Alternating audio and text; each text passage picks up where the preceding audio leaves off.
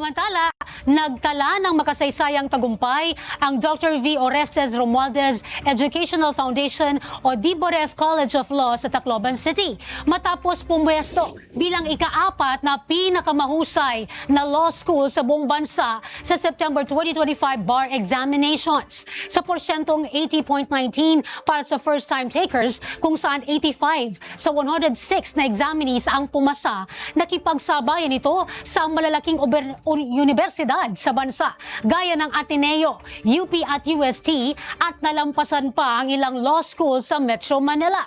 Nagpaabot naman ng mainit na pagbati ang kinatawan ng unang distrito ng Leyte at dating House Speaker Ferdinand Martin Romualdez sa mga bagong abogado, gayon din sa pamunuan ng DBOREF College of Law.